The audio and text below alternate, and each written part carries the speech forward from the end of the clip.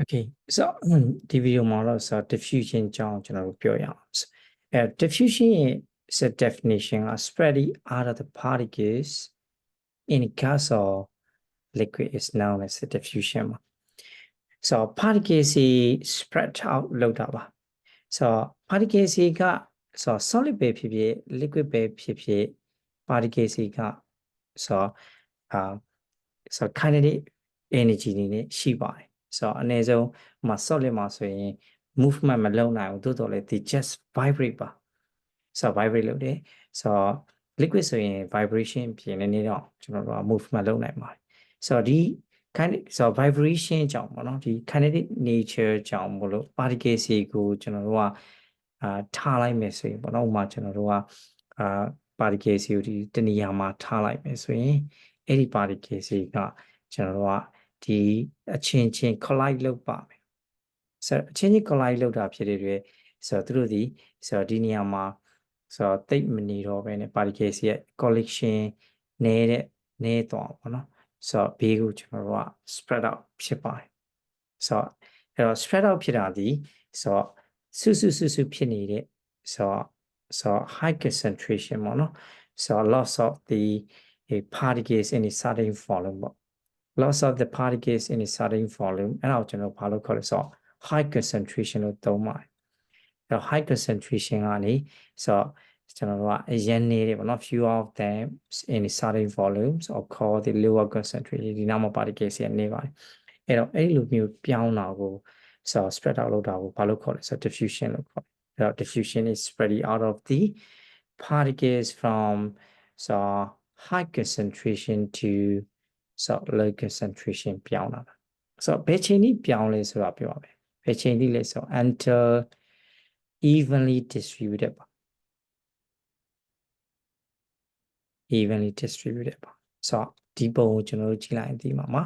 ဆိုတော့ high concentration ဖြစ်တဲ့နေရာကနေပြီးတော့ low concentration ဘေးကိုကျွန်တော်တို့ကdiffuse ဖြစ်သွားတယ်ဆိုတော့ဘယ်ချိန်ကျရင်ရက်လဲလို့မေးကျွန်တော်တို့ particles တွေ spread out so and there is equal concentration throughout the container လို့ရေးထားတယ် container ထဲမှာ spread out so evenly spread out ဖြစ်သွားတဲ့ချိန်ထိကျွန်တော်တို့ကdiffuse ဖြစ်နေမှာပေါ့နော်ဆိုတော့အဲ့လို diffuse ဖြစ်တဲ့အခါမှာကျွန်တော်ကဒီပုံမှာဆိုရင်ကြည့်လိုက်ရင်ပေါ့နော်။ဒီနားမှာတော့ particles တွေအများကြီးပဲဒီဘက်မှာတော့ဘာမှမရှိဘူးပေါ့နော်။ဆိုတော့မရှိတဲ့နေရာကိုသွားရတယ်လို့ကျွန်တော်တို့ကမြင်ရတယ်။ဆိုတော့တကယ်ကျွန်တော်တို့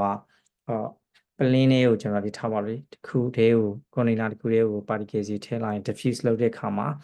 ဆိုတော့တကယ်အလွတ်ကြီးမဟုတ်ပါဘူး။ဘာလို့လဲဆိုရင်ကျွန်တော်တို့ရဲ့ဒီဘေးထဲဝေးထဲတဲ့ air particles တွေတွေ့ရှိနိုင်တယ်ပေါ့နော် air particles မထုတ်ထားဘူးဆိုရင်ပေါ့နော်air particles တွေထုတ်မယ်ဒါဆိုရင် diffuse လုပ်ရတာကျွန်တော်ထင်တယ်လို့ကျွန်တော်ဆိုလဲကူ diffuse ဖြစ်တယ်လို့ပြောလို့မရအောင်ပေါ့နော်ဆိုတော့အဲ့ဒါကိုဘယ်သူကရှင်းတာလဲဆိုတော့ Brownian motion ပေါ့နော် Brownian motion နဲ့ကျွန်တော်ပြောရပါတယ်ဆိုတော့ example ကျွန်တော်တို့ကဒါကနေအောင်လေးရပါလဲဆိုရင် ammonia particle ပါဒီဘက်က split color က air particles အဲ့တော့ ammonia particles ကခုနဒီနေရာကနေပြီးတော့ဒီနေရာကိုရွေ့တယ်လို့ပဲကျွန်တော်ယူဆပါဆိုယူဆသွားမယ်ဆိုရင်ကျွန်တော်တို့ကဆိုဒီ gas particles ရဲ့ဆိုတော့ speed ကအရင်မြန်ပါတယ်ဆိုတော့တကယ်ဆိုရင်ဒီနေရာနဲ့ဒီနေရာအရင်မှမဝေးတာအဲ့တော့ကျွန်တော်တို့ကခဏနဲ့ရောက်ရမယ်ဒါပေမဲ့ရောက်လို့မရှိပါဘူးဘာလို့လဲမင်းဆိုတော့ဒီထဲမှာ gas particle ဆိုရွေးတဲ့ကျွန်တော် container ထဲမှာ air particle တွေရှိတတ်ပါတယ်ဆိုတော့အဲ့ air particle တွေကို collide လုပ်ပြီးမှကျွန်တော်တို့ကကိုလိုချင်တဲ့နေရာကိုသွားရတာပေါ့နော် example ဒီ gas ဒီမှာ particle ရှိတယ်ဒီ particles ကဥမာကျွန်တော်တို့ကဒီနေရာလေးပေါ့နော်နီးလေးကိုသွားတယ်လို့ပြောပြီးမြဲ particles က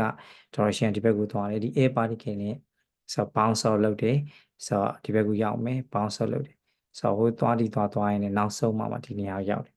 ဆိုတော့အဲ့ဒါကျွန်တော်တို့ကဘာကြောင့်လဲလို့မြင်ရင် air particles ကို collide လုပ်ရတယ် collide လုပ်ရတာဖြစ်တဲ့အတွက်ဆိုတော့အချိန်နဲ့ကြာတယ်ဟုတ်နော်ဒါကပါလေလို့မြင်ဆို diffusion မှာ okay အဲ့တော့ diffusion က high concentration တွေ low concentration spread out လို့တော့ diffusion လို့ခေါ်တယ်ဆိုတော့ evenly distributed လုပ်တဲ့ဖြစ်မယ်ဆိုတော့ okay ဒါဆိုရင် particles diffuse လုပ်တာကိုကျွန်တော်တို့ကcompare လုပ်မယ်ပေါ့နော်ဆိုတော့ particles တစ်ခုနဲ့တစ်ခုက diffuse လုပ်တဲ့နှုန်းမတူပါဘူး rate of diffusion မတူပါဘူးအဲ့တော့ different speed နဲ့ different rate နဲ့ diffuse လုပ်ပါတယ် example ကျွန်တော်တို့အဲ့ဒါကိုစမ်းမယ်ပေါ့နော်ဘယ်လိုလုပ်မှာလဲဆိုရင်ဒီမှာကျွန်တော်က glass tube တစ်ခုယူပါမယ်အဲ့တော့အဲ့ဒီ glass tube ထဲကိုကျွန်တော်တို့ကဘာလုပ်မှာလဲဆိုရင်ammonia solution ရှိမယ်ammonia solution ammonia solution container ထဲမှာ ammonia solution ရှိမယ်အဲ့ဒီ ammonia solution တွေကို cotton ကိုစုပ်လုပ်လိုက်အဲ့တော့စုပ်လုပ်လိုက်မယ်အဲ့စုပ်လုပ်ပြီးအဲ့ cotton ကိုကျွန်တော်ကone end of the gas tube ထဲမှာထားလိုက်မယ်ပြီးရင်ဒီဘက်ကကျွန်တော်တို့ကဆိုနဲ့ပိတ်လိုက်မယ်ပေါ့နော်နောက်တစ်ခုကဘာလို့လဲနောက် cotton wool တစ်ခုကိုဘယ်ထဲထည့်မှာhydrochloric acid ထဲမှာထည့်ပါမယ်hydrochloric acid ထဲမှာ cotton wool ကိုစုပ်လုပ်လိုက်မယ်ပြီးရင်အဲ့ cotton wool ကိုother end of the glass tube ထဲမှာထားမယ်ပြီးရင်ဒီဘက်မှာကျွန်တော်တို့ကပြန်ပိတ်ထားမယ်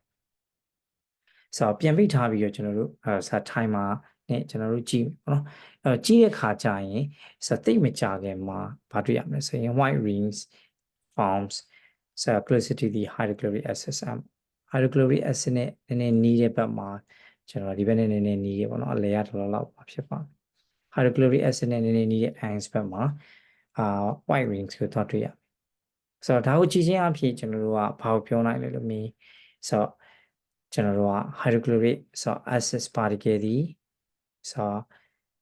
ammonia particle တဲ့ heavier ဖြစ်တယ် ammonia particle စီ hydrochloric acid particle တဲ့ lighter ဖြစ်တယ်ပြောနိုင်တယ်ဘာကြောင့်လဲဆိုရင်ကျွန်တော်တို့ကဒီ particles ရဲ့ diffusion rate ကဒီဘက်က particles NH3 ရဲ့ diffusion rate တဲ့နေလို့နှစ်ခုလုံးတူတယ်ဆိုရင်အလယ်မှာတွေ့ပါဒီဘက်ကကျွန်တော်မြင်မြင်အလယ်ကိုရင်ရောက်မယ်ပြီးရင်အလယ်ထက်နည်းနည်းကျိုးလာမယ်ဒီဘက်ကနည်းနည်းအလယ်ကိုမရောက်ခင်မှာပဲသူကဒီနေရာမှာတွေ့ပြီပေါ့နော်ဒါကိုကြည့်ချင်းအဖြစ်ammonia particle is lighter than the HCS because the white ring forms closest to the hydrochloric acid စမွေးမှာခဏခဏမိပါတယ်ဟုတ်ပြီနော်ဒါကျွန်တော်တို့ rate of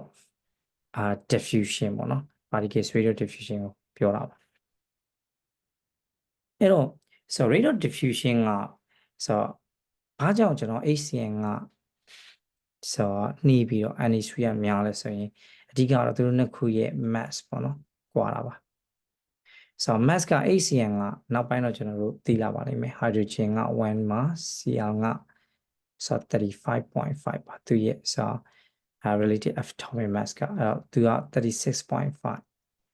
ကျွန်တော်တို့၄ချိန်ရှိပါတယ် NH3 ကတော့N က1မှာ H 3လုံး N က40မှာ H 3လုံးက3ပါ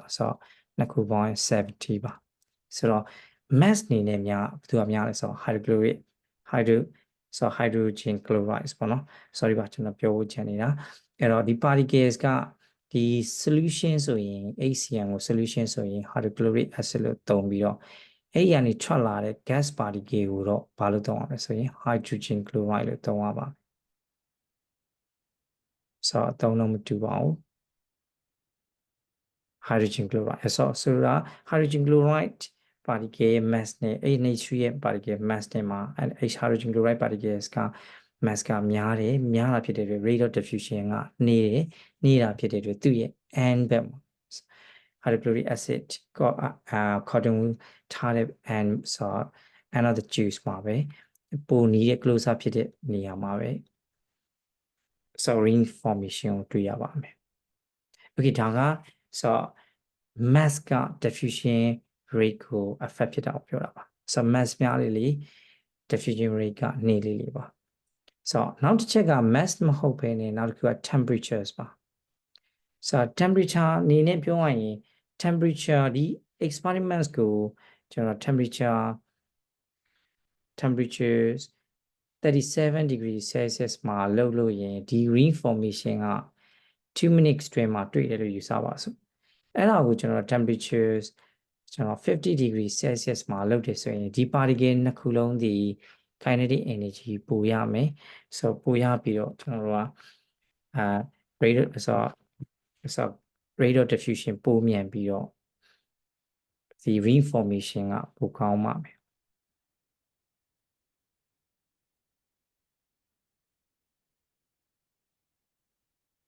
so reformation ဆိုတာမြန်မှမယ်အဲ့တော့ temperature short ချလိုက်တဲ့ဆိုရင် reformation ကနေပါဆိုတော့ okay diffusion ကကျွန်တော်တို့ကခုနကျွန်တော်တို့ရေးထားတယ်မှာ diffusion ဒီဆို spread out the particles in gas or liquid မှာဖြစ်မှာအဲ့တော့ gas မှာ diffuse လုပ်ရတာတော့အမြန်ဆုံးပါဆိုတာ air particle ချားမှာ diffuse လုပ်ရတာအမြန်ဆုံးပေါ့နော်liquid particle ဒီမှာလဲဆို liquid particle ချားကိုလည်း diffuse လုပ်လို့ရပါတယ်ဒါပေမဲ့ liquid particle တွေဆရာတစ်ခုနဲ့တစ်ခုမှာချားကအရင်ကြီးဆိုကွာဟမနေပေါ့နော်ဆိုတော့ဒါကြောင့်မလို့ liquid particle ကို diffuse လုပ်ရတာတော့နည်းနည်းနှီးပါတယ် liquid particle မှာတော့ကျွန်တော်နှစ်မျိုးသုံးလို့ရတယ် liquid particle စီ movie လုပ်နေတဲ့ liquid particle still ဖြစ်နေတဲ့ liquid particle ဆိုတော့ရှင်းပြောရင်ရေပြောရရင်ရေငြိမ်းနေတဲ့ရေနဲ့လှုပ်နေတဲ့ရေဂျားထဲမှာကိုကျွန်တော်တို့က particle စီကို diffuse လုပ်ခိုင်းရတာမတူပါဘူးဥပမာမင်းနဲ့ဆိုမယ်ဆိုရင်ငြိမ်းနေတဲ့ရေတွေကိုထည့်ရင် diffuse ဖြစ်တာနှေးပါမယ်ဆိုတော့အဲ့ဒါကိုလက်နဲ့နည်းနည်းလှုပ်လိုက်မယ်ဆိုရင် diffusion ကမြန်ပါမယ်ဆိုတော့ diffusion through liquid is very slow if the liquid is completely stable အဲ့တော့အကယ်၍ဆိုတော့ liquid particles က movement များနေဆိုရင် diffusion rate ကပိုမြန်ပါမယ်ဆိုတော့ဒါကြောင့်မလို့ diffusion ဒီဆိုတော့